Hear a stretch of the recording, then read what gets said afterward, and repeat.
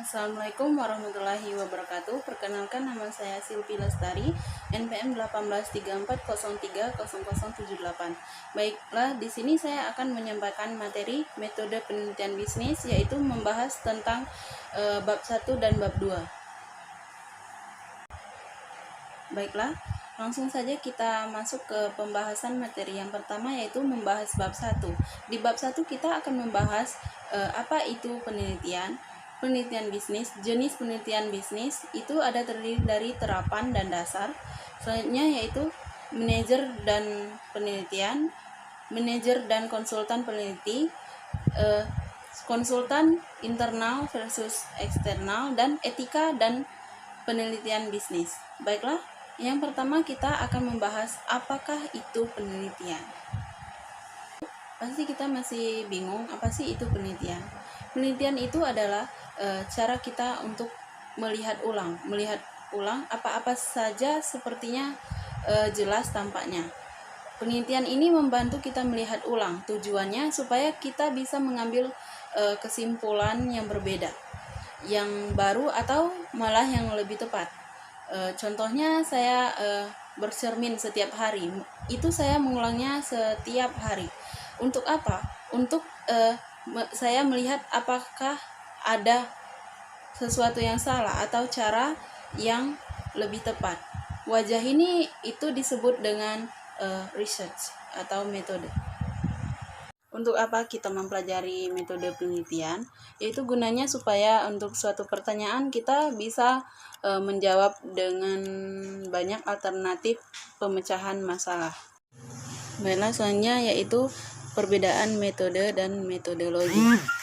Perbedaan metode dan metodologi. Metode adalah cara kita untuk mengupayakan sesuatu. Misalnya cara kita mendekati seseorang. Itu namanya metode pendekatan. Cara-caranya yang bisa kita lakukan untuk mengupayakan sesuatu, itu namanya metode. Namanya cara, bukan hanya memiliki satu cara, bisa saja 2 atau 3 cara. Selanjutnya yaitu research metodologi, ilmu yang mempelajari cara-cara apa aja untuk mengupayakan sesuatu, itu namanya metodologi. Jadi research method atau metodologi yaitu upaya untuk melihat kembali sesuatu yang pernah terjadi, yang sudah terjadi, untuk menemukan insight, fakta, atau hal-hal yang belum pernah dan memikirkan temuan tentang hal itu. Dengan hal-hal yang kita anggap biasa saja, yang sebenarnya memiliki makna. Nah, di makna yang luput dalam kehidupan kita itu pentingnya metode research. Kita akan banyak metode research untuk dapatkan insight itu tadi. Penelitian bisnis. Di penelitian bisnis ini harus sistematis, terorganisasi, tepat sasaran, dan memiliki tahapan-tahapan. Penelitian bisnis ini didefinisikan sebagai usaha yang sistematis dan terorganisasi untuk menyelidiki masalah yang lebih spesifik yang dihadapi dalam dunia kerja yang membutuhkan suatu solusi. Penelitian bisnis ini memiliki langkah pertama, mengetahui di mana letak masalah yang muncul dalam organisasi. Masalah tersebut disebut sebagai penelitian. Selanjutnya, bagaimana memecahkan masalah tersebut, atau setidaknya meminimalkan.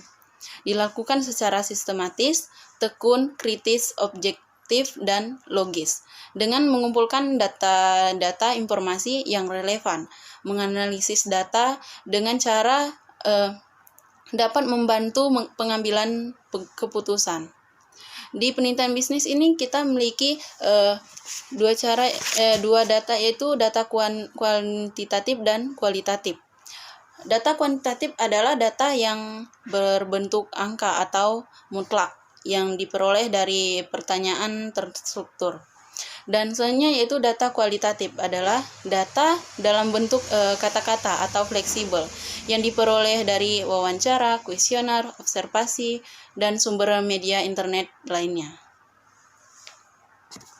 Selanjutnya jenis penelitian bisnis. Di sini ada terapan dan dasar.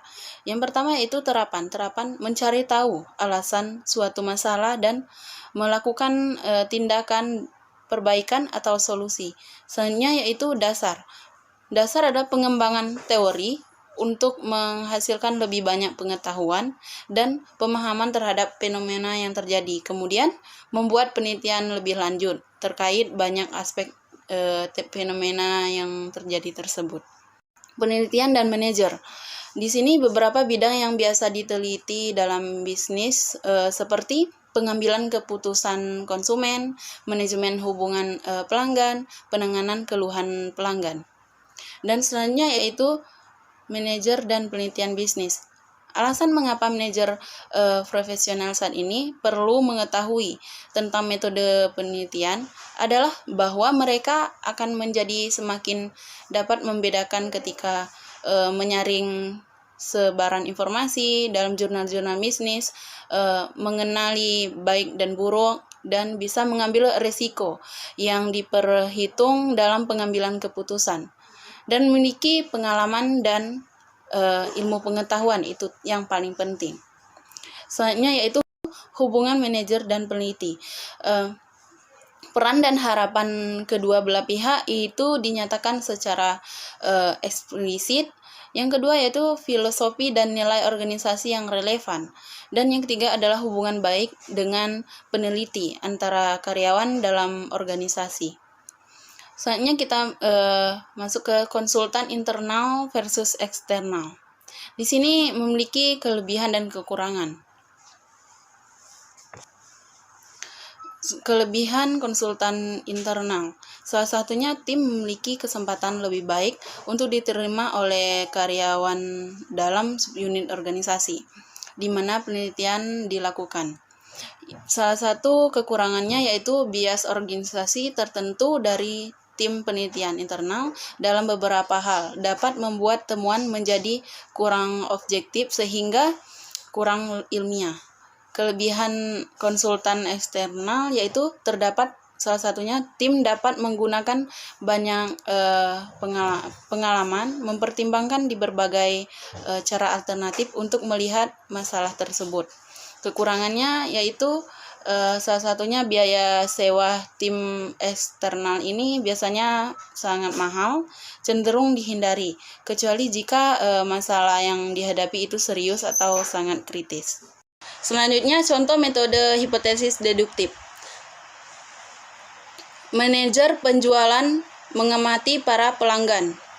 Maka para pelanggan itu tidak merasa puas. Biasanya itu observasi, menentukan dahulu masalah yang akan diteliti. Selanjutnya wawancara dengan pelanggan. Contohnya kecewa karena seringkali persediaan kosong. Selanjutnya kerangka integritas informasi. Contohnya hipotesis, analisis, dan interpretasi data. Jawaban atas permasalahan. Apa hambatan untuk melakukan penelitian ilmiah dalam bidang manajemen? Pelaksanaan manajemen dan perilaku tidak selalu memungkinkan untuk melakukan investigasi yang 100% ilmiah. Kesulitan juga mungkin dihadapi dalam mendapatkan sampel yang mewakili, yang membatasi generalisasi temuan. Sifat dapat dibandingkan, tidak selalu memungkinkan untuk sepenuhnya memenuhi semua ciri ilmiah. Sifat dapat dibandingkan, konsistensi dan generalisasi yang luas sering kali sulit dicapai dalam penelitian. Tetap saja pada tingkat bahwa penelitian didesain untuk memastikan kejelasan tujuan penelitian dan kemungkinan dapat diuji secara maksimal, dapat diulang, dapat digeneralisasi.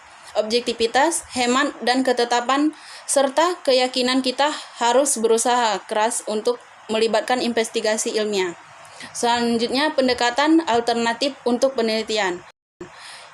Yang pertama yaitu positivisme, kebenaran sebab akibat penalaran deduktif. Yang kedua, konstruktivisme, menolak keyakinan positivisme, menyelidiki non-realitas objektif. Selanjutnya, realitas kritis. Kombinasi keyakinan, kepastian, dan triangulasi. Pragmatisme tidak menerima pendapat tertentu, fokus pada penelitian terapan praktis. Baiklah, itu adalah pembahasan bab 1 dan bab 2 metode penelitian. Saya akhiri, bila bisa bila haq, fastabiqul khairat. Wassalamualaikum warahmatullahi wabarakatuh.